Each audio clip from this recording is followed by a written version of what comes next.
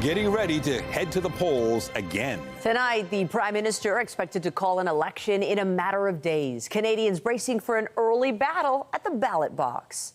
Good evening. Multiple sources have confirmed to CTV News Mark Carney will call a snap election this Sunday. It's already shaping up to be a volatile campaign. The party leaders are preparing, but are voters ready? CTV's Rachel Aiello begins our coverage from Ottawa.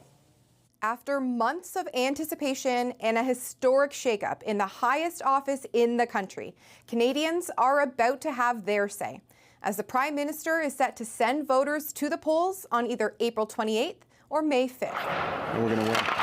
We're going to win, baby. All right. Getting set to face off in a federal election, Mark Carney is sounding confident.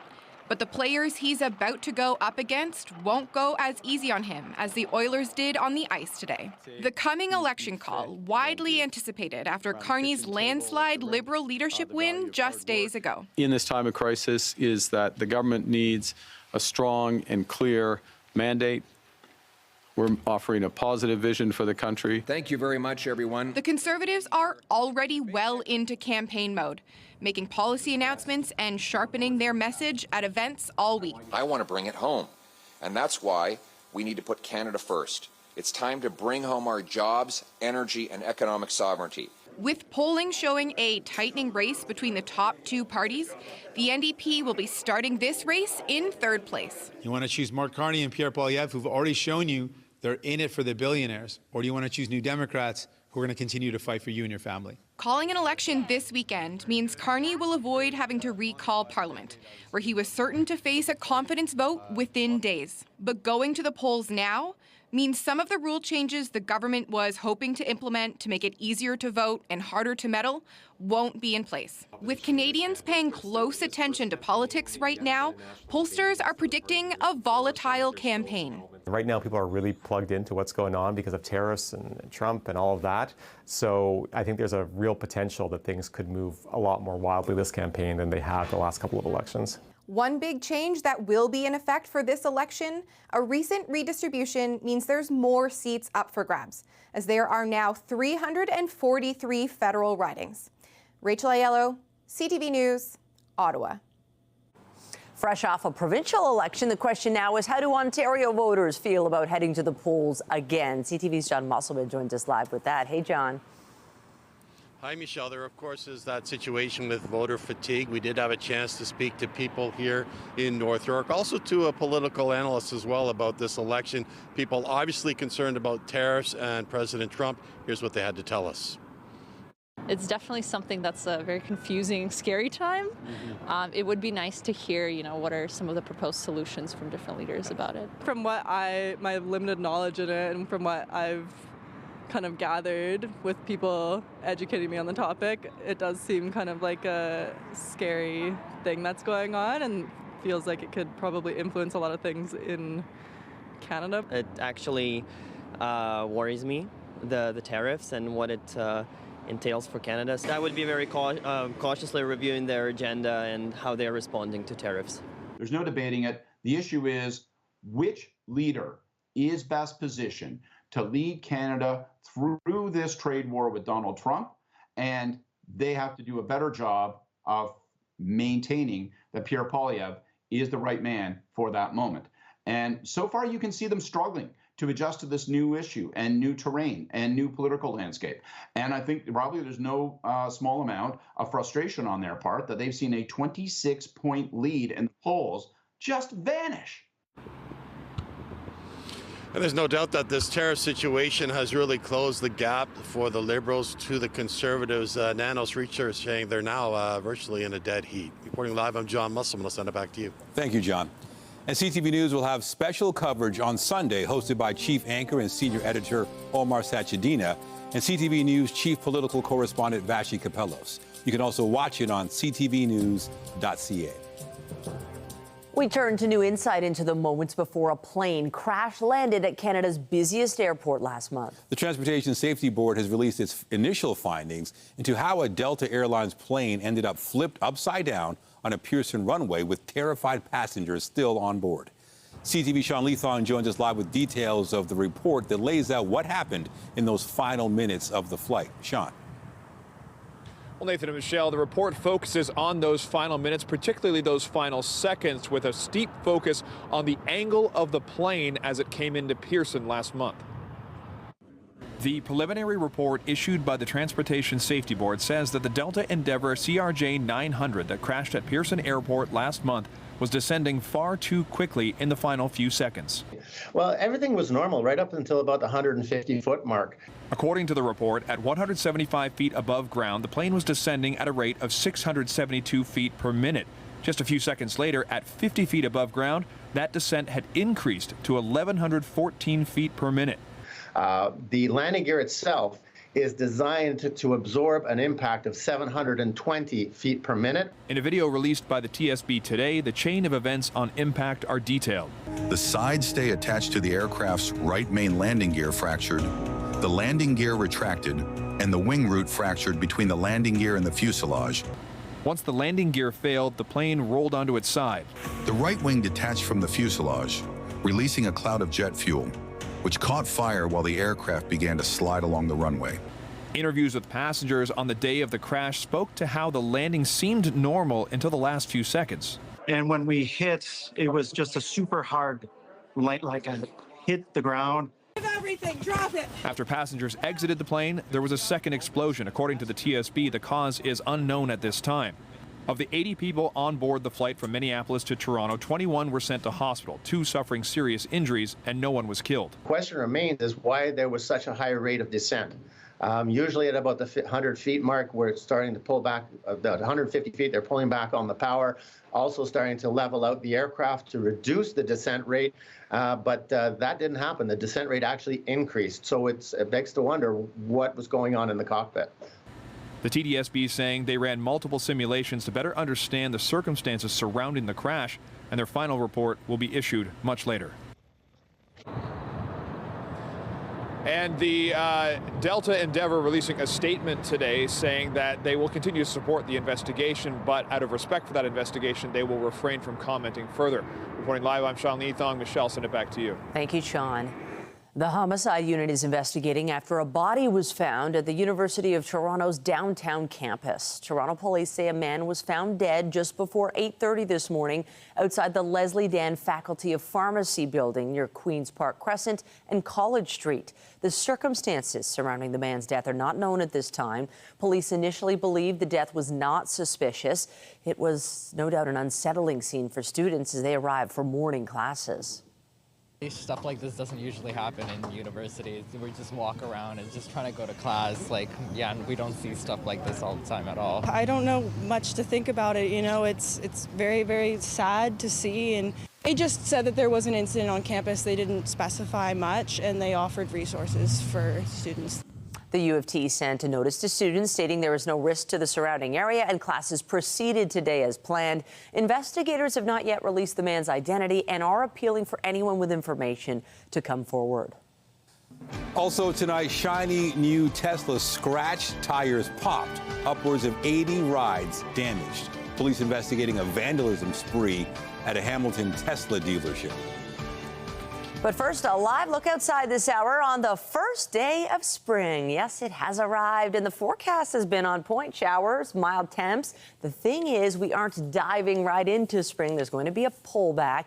To tell us all about it, Lindsay Morrison is here with a look at the current conditions. What are you seeing, Lindsay? Well, Michelle, it wouldn't be spring in Canada if I wasn't talking at least about a little bit of snow, and we're seeing some right now on the satellite and radar imagery. London Airport reporting some light snow along with Owen Sound, some snow showers. We could even be getting some light snow around Alliston over toward Barrie and even as far south as Newmarket. Now, we're not expecting this to amount to anything, but it might be causing a bit of a scene outside your window if you're in any of these areas. We've had rain showers around the GTA, again, on and off. We've got some right now for the north end of the GTA, starting to dry out for the west end.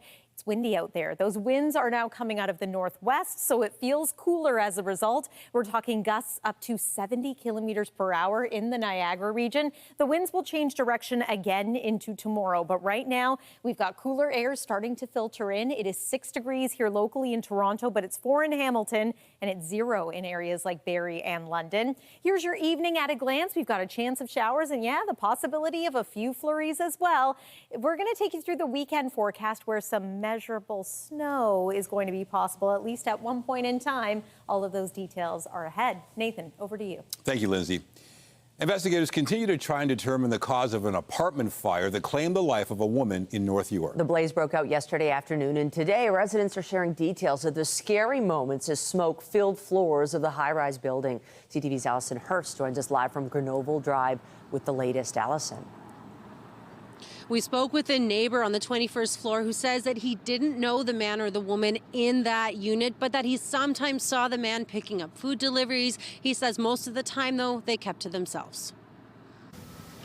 Investigators gear up before heading into the unit on the 21st floor, looking into the cause of a fire that killed the woman inside. And I heard people shouting. I heard the shouts, so I immediately rushed and opened the door. And just when I saw over here, it was all covered in smoke.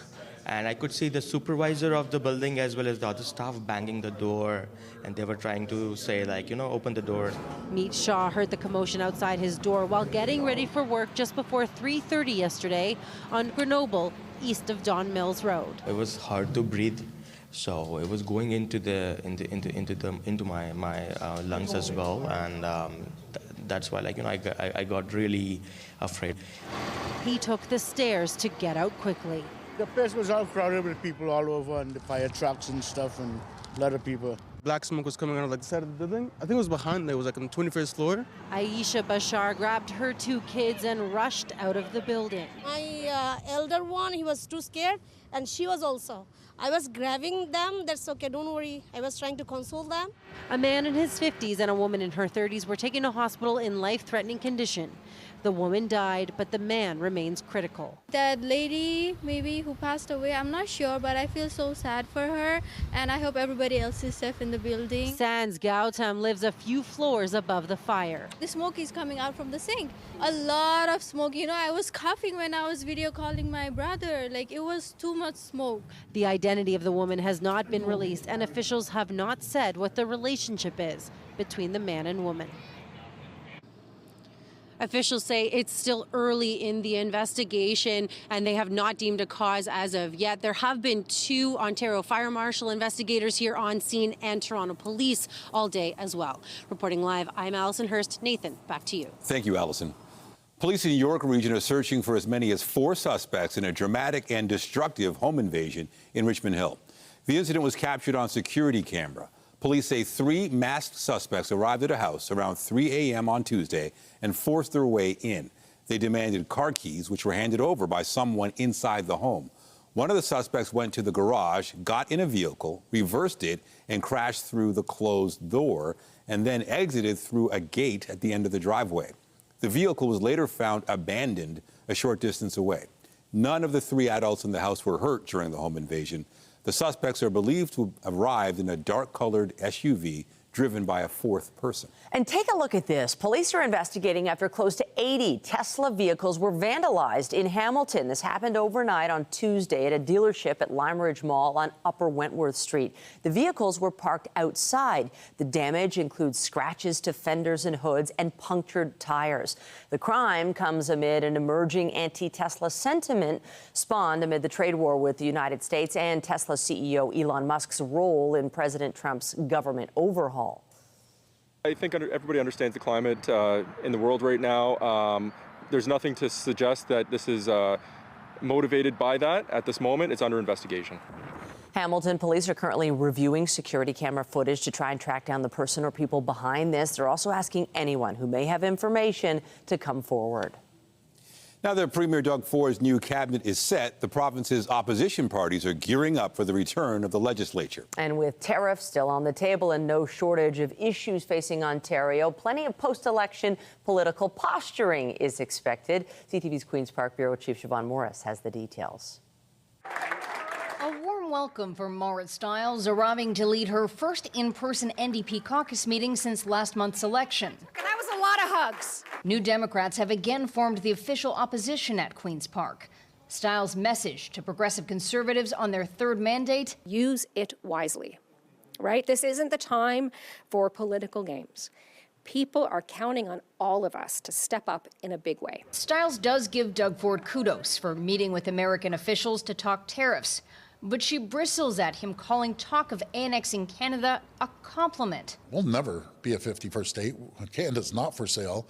But isn't it nice that someone thinks we have the greatest country in the world? A compliment is when you say you like somebody's tie, right? It's not when a currently sitting U.S. president treats your country like his personal real estate listing. Making a pitch to diversify trade and protect Ontario jobs, Marit Stiles invoked a famous quote from the late Prime Minister Pierre Trudeau, likening living next to the U.S. with sleeping with an elephant. We can't get out of bed altogether, but we can build a wall around that elephant so we don't keep getting kicked in the head. I'm Mike Schreiner. Green Party leader Mike Schreiner took his oath of office for the third time, disappointed not to elect a third Green NPP. But we're excited to come back to Queen's Park, serve our constituents, and hold Doug Ford accountable. Not just to deliver a response to tariffs, but address other challenges. An affordability crisis, especially a housing crisis. Our healthcare and education systems are underfunded, and our environment's under attack. The post-election period has been busy for the Liberals. Staffing up, we've built a Liberal caucus bureau. The Liberals returned to official party status, winning 14 seats, ready for more time to push back on the just-introduced cabinet. Frankly, the players are the same old, the people who failed on their files previously. Singling out the Minister of Health, someone Crombie says hasn't done enough to connect the 2.5 million Ontarians without a doctor to care. At Queen's Park, Siobhan Morris, CTV News. In the Middle East, Gaza's health ministry says at least 91 Palestinians were killed in Israeli airstrikes today. Gazans are once again fleeing after Israel began a new air and ground campaign against Hamas. A day after sending tanks into central Gaza, the Israelis started ground operations in the north. There were no casualties when Hamas fired 3 rockets at Israel today. It was the group's first response since the Israelis suddenly resumed their attacks this week during a ceasefire. Both sides accuse each other of breaching the truce. Just as we're dealing with those U.S. tariffs, a 100% Chinese duty on Canadian canola products is now in effect. It covers canola oil and canola meal. Now, this is in response to Ottawa's 100% tariff on Chinese electric vehicles. Beijing has also hit Canada with a 25% tax on seafood exports. It's the latest blow to an industry already facing a 25% tariff from the U.S. Astronomers have made a surprising discovery in the most distant galaxy known. It's 13.4 billion light years away. The galaxy is unusually large and was initially detected in January of 2024 using the James Webb Space Telescope. When scientists followed up on Webb's initial observations, they were amazed to find oxygen and heavy metals. The presence of those elements suggests galaxies formed more quickly than expected in the early days of the universe. Coming up on CTV News, overworked and concerned about patient care. Nurses rally across the province, shining the spotlight on staffing levels. Their message for hospital CEOs still ahead. And I'm Pat Foran. Coming up on Consumer Alert, an Ontario couple went to Cuba for some rest and relaxation. And without warning, the woman was punched in the face by another Canadian. No charges were laid, and the woman is shocked that nothing was done after such a violent assault. All of that story, that's just ahead. Well, our temperature has been falling all day long, and it will continue to take a tumble through the night tonight. Eventually, we fall to a low of -4 degrees, wind chill -7. It is going to be a chilly start to the day tomorrow. I think the walk to school will be a little cooler than the walk home. We have a nice temperature rebound through tomorrow afternoon and lots of sunshine as well. Nice way to end the week, but there's some active weather moving in for the weekend. We'll talk all about it coming up. And stay with us. We've got another full night of great shows for you right here on CTV.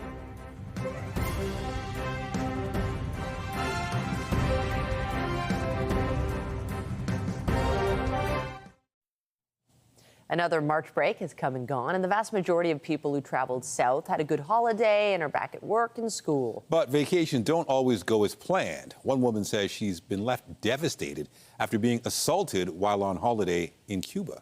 Pat Foran has the story on Consumer Alert. Pat.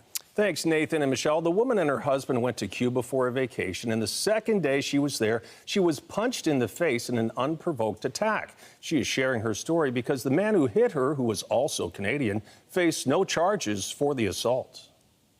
This was supposed to be just a nice time away. Crystal Jardine of the Orangeville area is still recovering from a black eye she received while on vacation in Cuba. She and her husband went for 5 days to a Veradero resort. On the second day, they were at a beach bar when a stranger approached her. He just asked me for a cigarette. I gave him a smoke. Jardine says that's when a woman became angry and accused her of flirting with him. Out of nowhere, this man came up, he punched me in the face. Then he took my husband down. He pushed him backwards and he got on top of him. Jardine says the man who she described as huge was punching her husband. He was eventually restrained by security guards, but instead of detaining him, they told him to leave. And I keep freaking at them. Call the cops. Like, what are you waiting for? Jardine eventually contacted Cuban police and was told if she laid charges, she would have to remain in Cuba. She was given no information about the man who punched her, except that he was a Canadian citizen. I don't even have the man's name. The resort won't give me the man's name. They wouldn't give me an official report of the assault. The only information that was provided to me is that he's Canadian. The tour operator was Sunwing. A spokesperson told CTV News, "We sincerely regret to hear about the incident which occurred on hotel property. As this is an active investigation, we are unable to comment further at this time." If a criminal action occurs in another country, it has to be handled in that country. Criminal defense lawyer Joseph Newberger says while charges cannot be laid in Canada, Jardine may have options if she can locate the alleged assailant. Once returning to Canada, her only remedy, if she knew of this individual's details, name, address, etc., she could commence a civil action for battery. Jardine says she wants the man who violently punched her to face consequences for his actions. It's just sickening that somebody can do this. I want this man to be held accountable for what he did to me.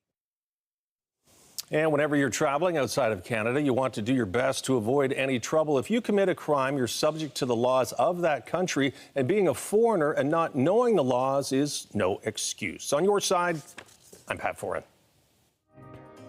If you have a consumer story idea, email us at alert@ctv.ca. Well, winter is over. It's the first day of spring. Everything is good. Everything should be sunny for a long time, but we know it's not quite over yet. Winter always seems to return in the spring. We know this. It's okay. And if we get snow, that's okay. But can we just revel in this moment? Because it was a tough winter. Lots of snow. The banks were mammoth. And yeah, it feels good to get to spring. We did it. We made it. We're here. It is spring as of 5 o'clock this morning. And we do have some spring temperatures in the forecast. It does, or it will, feel like March, seasonal at the very least over the next week here. But considering just how mild it's been the last couple of days, yeah, there is a little bit of a change on the way, especially for this weekend. Let's talk about this morning. We had some showers. We also had a sunrise, and the combination of the sun, the cloud, and those showers left us with this. A double rainbow over the city of Toronto. How cool is that? The view from our CTV News chopper. Nice to see the city skyline and the CN Tower in there as well. This rainbow looked just as great from the ground. Wow, what a start to the day today. And now we're finishing the day with showers in some areas. Also, some flurry activity in others. I mentioned some of the areas seeing snow. Want to include you now if you're joining us from Richmond Hill, the Stouffville area, Port Perry, starting to see a couple of snowflakes. We're going to widen things out a little bit here. The rain today has been quite heavy in the Kingston area, if that's where you're joining us from too. Now pushing into Ottawa. We are going to say goodbye to this area of low pressure, but we can't rule out the possibility of a few flurries even here in the GTA. Some of those flakes right now are awfully close to the north end of the Greater Toronto area. So that may happen this evening. Then we're going to clear out, especially through the overnight hours. But there is another disturbance waiting in the wings for this weekend. So we'll talk about that coming up. Let's show you on the forecast radar some of the timing of this. I would keep the window open until about 9 p.m. for us to possibly see a few flurries locally. Then conditions are going to clear, cloud cover as well. We're going to have beautiful sunshine for much of your Friday. Bit of an increase in cloud cover as we make our way into the evening. And then showers are going to return through the overnight hours. Might even get a little bit of mixing early Saturday morning as you're just waking up and kicking off your weekend. It's not going to last. This disturbance moves out as well. We should enjoy some sun in through Saturday afternoon. And then Sunday is sunny too, but it is going to be significantly colder. Let's talk about the winds. They're quite strong out there right now, and they're coming out of the northwest. All day long, we were dealing with a southwesterly wind, briefly changed to a west wind, and now some of that colder air is returning. Still going to be quite breezy. Winds easing somewhat as we move through the overnight. And then tomorrow, by about this time, we're going to be tapping into a southwest wind once again. So that contributes to our milder temperatures for tomorrow. It's not a bad looking day. Let's talk about it. Right now, though, it is -4 degrees in Timmins as well as Sudbury. Now -1 in the Wyerton area. So that colder air certainly sinking to the south. 0 this hour in Muskoka. Overnight tonight, we drop to a low near -4 degrees. That's close to normal, if anything, just slightly below. It's going to feel a little bit colder than that thanks to the winds I mentioned. But tomorrow, after a chilly start, our afternoon temperature is expected to be around 9 degrees. Seasonal average is 6. So yeah, this is not bad for the first full day of spring. But temperatures are trending cooler as we make our way into the weekend, and really for a good portion of next week, we are going to be at or below that seasonal threshold. I also want to talk about a little bit of active weather for Sunday. The daytime hours look good, lots of sunshine, but as mentioned, it's going to be cold. 1 degree for the high, that's it. And then overnight, we could pick up a couple of centimeters of snow. It will be wet snow, and by the time we reach Monday, hopefully warm enough that we change over to a few showers, looking a little cool through the middle of next week, too. That's your look at the weather. Nathan, back to you. Thank you, Lindsay. Also tonight, a troop from PEI uncovers the secrets of American Pie. We check out the docu-concert that unravels the riddles and true meaning of the classic 70s song.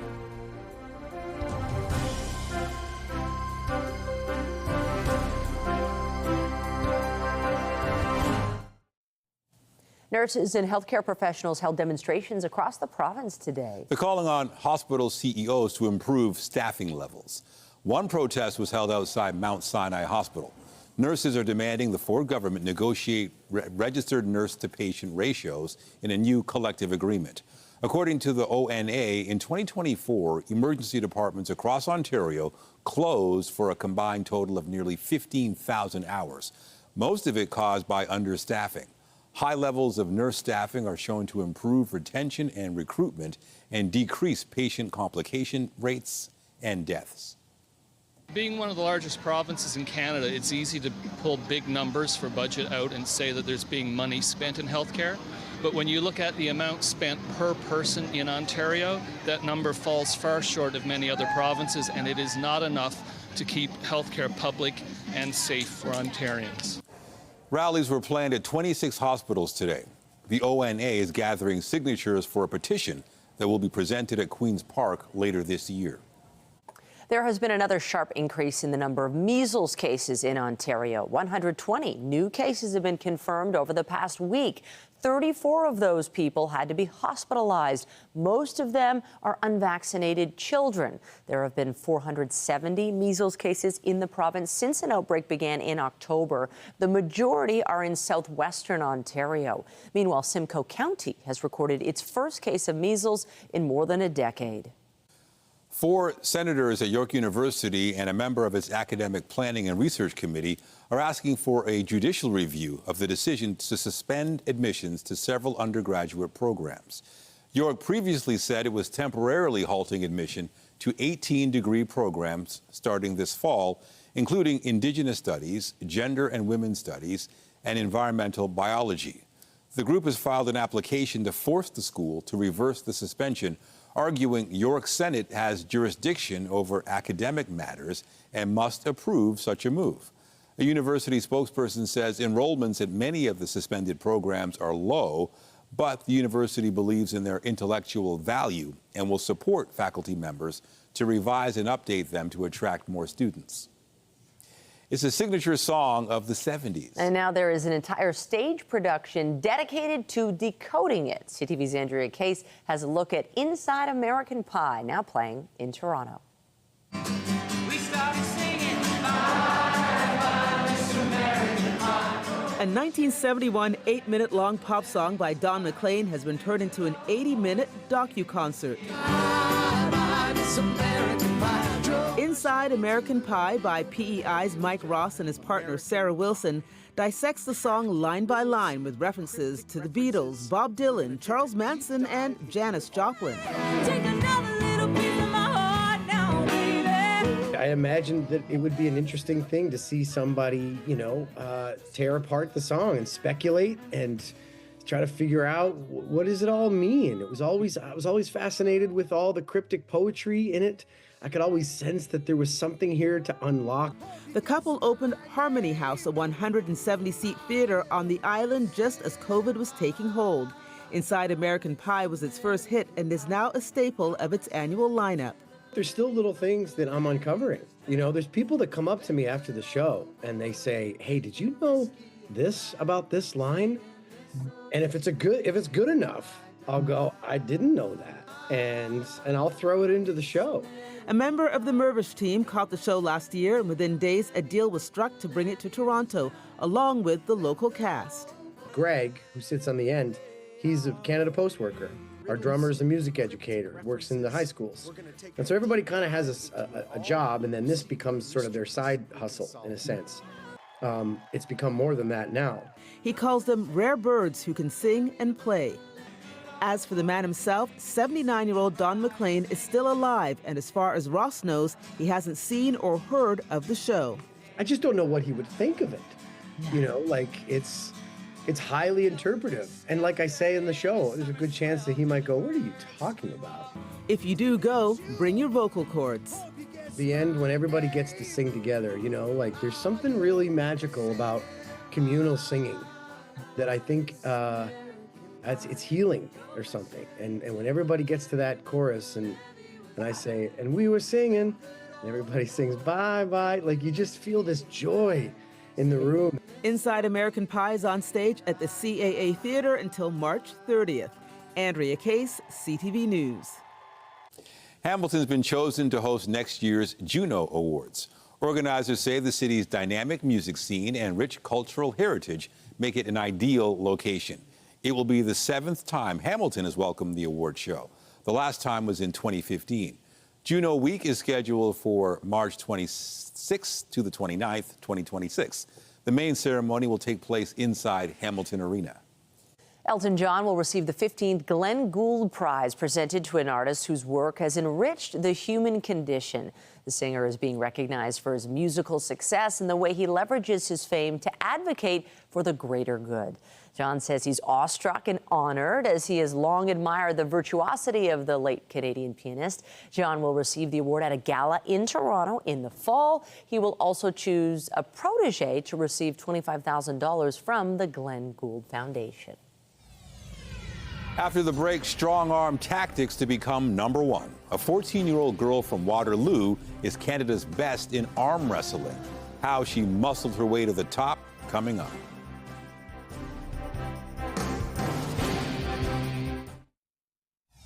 Now people are really plugged into what's going on because of tariffs and Trump and all of that.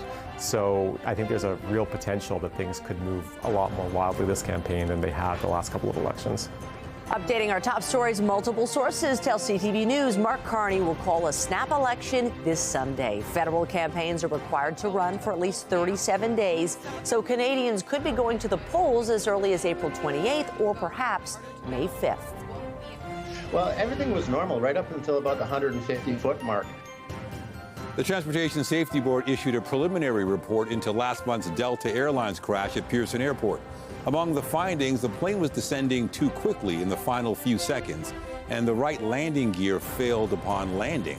But the plane was flying within its allowable weight and balance limitations. 21 people were hurt. This isn't the time for political games. People are counting on all of us to step up in a big way. A message for the government from the NDP as all parties get ready for a new session of the legislature at Queen's Park. The New Democrats held their first caucus meeting today since the election, and Green Party leader Mike Schreiner took his oath of office for the third time. Meanwhile, the Liberals say they have built a caucus bureau after returning to official party status. Remember to keep up to date day and night at ctvnewstoronto.ca and by downloading the CTV News app. And if you have a news tip, photos, or video of breaking news, let us know. More now on new tariffs in effect today on some Canadian agricultural products not imposed by Washington, but by Beijing. BNN Bloomberg's Morella Fernandez has tonight's business report. The tariffs affect $3.7 billion worth of goods Canada sends to China, including canola oil and lobster. Canola is being marked up 100%, seafood and pork 25%. It's retaliation for Ottawa's levies on Chinese electric vehicles, aluminum and steel. Now, last year, Canada sent about $5 billion worth of canola products to China. Beijing targeted Canadian canola in 2019, but that was part of a diplomatic rift between the countries. The trade war has made Canadian business owners pretty glum. In fact, pessimism is at a 25-year high. The Canadian Federation of Independent Business says those who own small and medium-sized operations are worried about the future. Many say it's impossible to plan ahead given how quickly the tariff landscape changes. The Bank of Canada governor had something to say about the trade war today. Tiff Macklem says if it goes on, there could be severe damage to the Canadian economy. He also said the bank will not share a lot of forward-looking guidance given the never-ending twists and turns of the tariff dispute. A much steadier day on the North American markets. The Canadian dollar up just a touch to $69.86. West Texas Intermediate up more than $1, ending the day at $68.26. According to our latest fix on Western Canadian Select, it is up to $56.30, and the TSX did end the day down, but by only 9 points. Those are your business headlines. In the BNN Bloomberg newsroom, I'm Morella Fernandez. The Business Report is brought to you by Canadian Western Bank, the bank built for business. Finland has once again been ranked the happiest country in the world, while Canada continues to fall on the list. According to the World Happiness Report, Finns are the happiest people on Earth for the 8th year in a row. Experts credit Finland's strong welfare system for boosting its mood.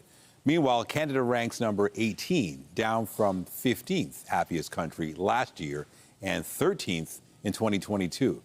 The United States fell to 24th place this year. Afghanistan is again ranked the unhappiest country in the world. A young woman from Waterloo is making a name for herself in the world of arm wrestling. She only started competing about a year ago and is already ranked #1 in Canada for her age and weight class. CTV's Spencer Turcotte has the story. Ready, go. These arms are mid-battle, but when you zoom out, one of the competitors may come as a surprise. Push hard. At just 14 years old, Iti Manchanda is muscling her way to the top in the sport of arm wrestling. And she's doing it rather quickly, only getting into it about a year ago. My most big competition was the Asian International. So I won first place there in my age and weight categories. And then I also won the Canadian National Championship and the Ontario Provincials. So yeah, those are 3 of my biggest ones. And then there's also the Michigan State. Earning her the title of top-ranked female arm wrestler for her age and weight class. Here's how she got there. So this used to be our dining area. So we have converted the dining area now into a gym. From eating food to eating up the competition, her dad has helped her rise. Since she's born, she's strong. She's on the stronger side. Even back in India, I used to go to the gym and she used to come with me, and I think she was 4 years old. And she used to hold 5-pound dumbbells and she used to just copy what I'm doing. And it's paid off. Wanting to test her strength, naturally, she began challenging him to arm wrestles. And then my mom was like, okay, since you love arm wrestling so much, why don't we find you an actual club you can train at and compete? So that's exactly what she did, joining Table Monkeys in Toronto, where she gets professional coaching. A lot of people think arm wrestling is all just physical, but it's a lot about your mental game also. Another aspect she's wrestling with, trying to get more girls involved in the sport. Because they're not enough, definitely. Like I go to a tournament and I'm only with 2 other girls every single time. To expand her range of competition, she'll be up against people much older than her. I want to see if I could take down the Canadian 18-year-olds. And of course, ET's ultimate goal is being crowned world champion, and she's well on her way. Spencer Turcotte, CTV News. Waterloo. Well, the Toronto Raptors are looking to rebound tonight after getting blown out earlier this week. Here's Booker, the open three. The Raptors were beat by 40 by Phoenix on Monday. Tonight, Toronto finishes its 4-game road trip, tipping off against the Golden State Warriors shortly after 10. The Raps are 8-25 away from Scotiabank Arena this season. Make 2 good saves. Morris wins the draw. Matthews in front, scores on the tip. The Maple Leafs are once again tied for first in the Atlantic Division after last night's 2-1 win against Colorado. It was the second straight victory for the Buds. They will go for 3 in a row tonight in New York against the Rangers. Loses the puck. Now Darryl Watts keeps it herself. Watts shoots and scores! Meanwhile, the Scepters were back on the ice last night after a lengthy break. Toronto opened the scoring with a goal in the first period and went on to win the game against the New York Sirens. The third-place Scepters play Montreal on Sunday. History was made today at the International Olympic Committee on 2 fronts. For the first time, a woman and an African has been elected IOC president. Dear friends and colleagues, the 144th IOC session has elected as the 10th president of the International Olympic Committee, Mrs. Kirsty Coventry. The 41-year-old Zimbabwe sports minister needed only 1 round of voting to clinch a majority, and it was expected to be a much closer race. She beat 6 other candidates. The 2-time Olympic swimming gold medalist takes over perhaps the biggest job in global sports, leading the Olympic movement for the next 8 years. This is an extraordinary moment. As a 9-year-old girl, I never thought that I would be standing up here one day, getting to give back to this incredible movement of ours. This is not just a huge honor, but it is a reminder of my commitment to every single one of you. Kirsty Coventry will formally replace her mentor, Thomas Bach, on June 23rd.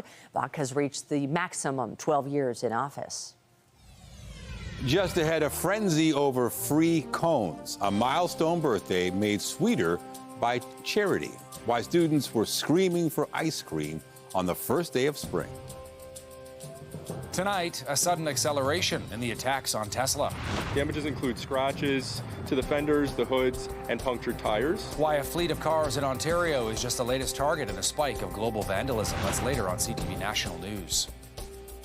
And a reminder, the CTV News at 6 podcast is available as a download every weeknight. And a special shout out to those of you listening to the newscast live on News Talk 1010.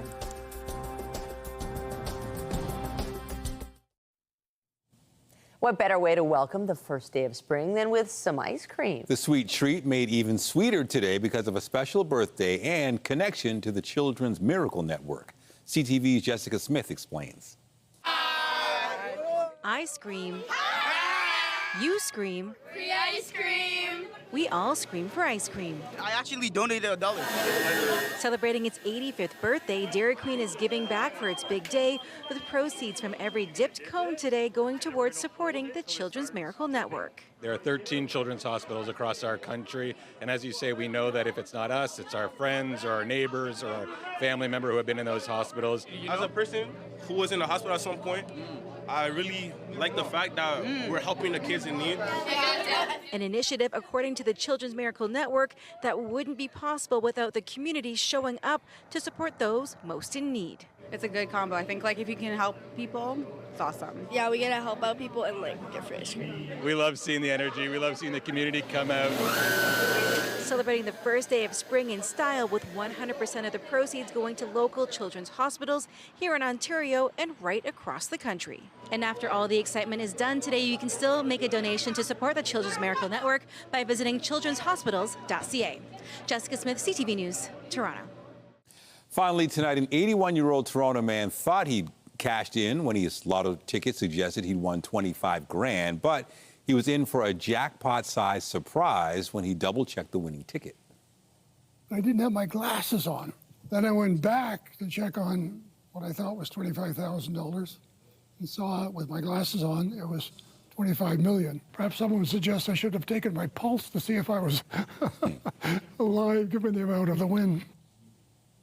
Charles Coffey had indeed won the $25 million Lotto Max jackpot.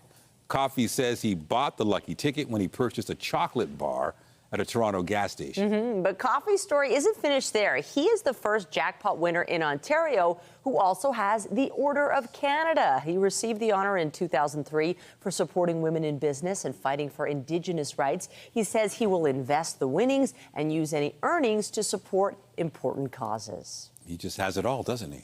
Don't you just love him? Aren't you so He's happy set. for him? And it all came from buying a chocolate bar. Treat yourself, everyone. I know. That's the lesson. Get a chocolate bar. Yes, yes. And we're treating ourselves to some interesting weather right now. We've had some mild temperatures at times, but we're also watching for maybe a burst of flurries through this evening. Here's one more look at the satellite and radar imagery. If you see snowflakes outside your window this evening, it's not going to last all that long. In fact, conditions are starting to dry out in through the West End. Here's your weekend forecast. Showers possible early Saturday. Sunday is sunny until night and overnight into Monday, when we could get a couple of centimeters of snow. We'll keep an eye on that one. And then it's trending cool through much of next week. Michelle and Nathan. Thanks, Lindsay. That's it for us, but be sure to join Todd Vanderhayden tonight at 11 for CTV National News, followed by Zoraida Allman with our next local newscast at 11:30. In the meantime, our coverage continues anytime on CP24 and at ctvnewstoronto.ca. For Lindsay Morrison and the whole team here at CTV News, thanks for watching and have a great night.